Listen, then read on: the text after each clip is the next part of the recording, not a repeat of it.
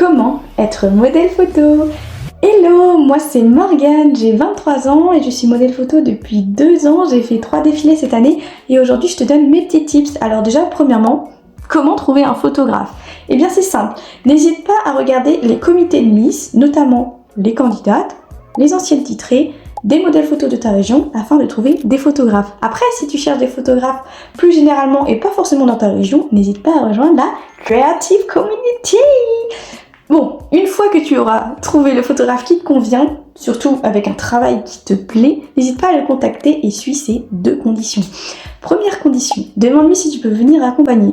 S'il refuse, c'est next. Moi, je suis déjà venue accompagner et franchement, c'est une plus-value parce que ça permet vraiment d'aider le photographe, notamment dans la lumière, les décors, et même toi, ça te permet d'avoir des backstage et de te sentir plus à l'aise, surtout quand on est débutant.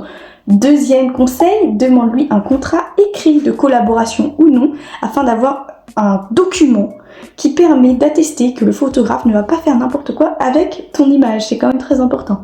Ensuite, j'ai demandé sur Instagram à des photographes les petits conseils qu'ils auraient à donner à des modèles photos comme toi qui veut te lancer.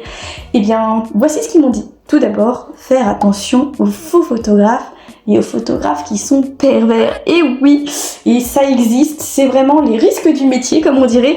Donc vraiment, pour faire attention à ça, n'hésite pas, si tu as un doute, tu ne collabores pas ou tu ne fais pas de shooting avec ce photographe, ou alors tu contactes les modèles avec qui il a collaboré. C'est vrai que notamment sur Kabook, il y a beaucoup de photographes qui ont des projets un peu border, mais ça permet d'avoir de la visibilité. Donc si tu veux avoir de la visibilité, mais que c'est border, voilà. Après, c'est à toi de voir.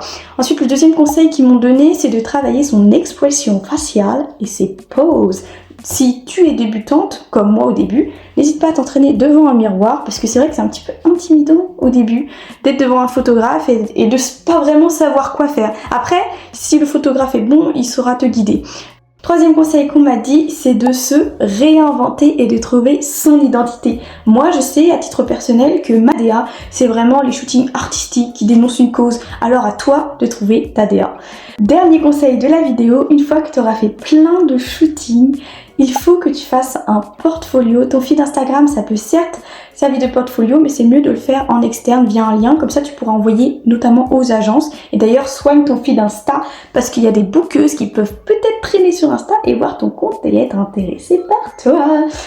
Bon, une fois que tu auras fait tout ça, si jamais tu veux monétiser ta passion, n'hésite pas à postuler à des agences commerciales. Si tu as d'autres questions, n'hésite pas à me dire en commentaire. Bisous!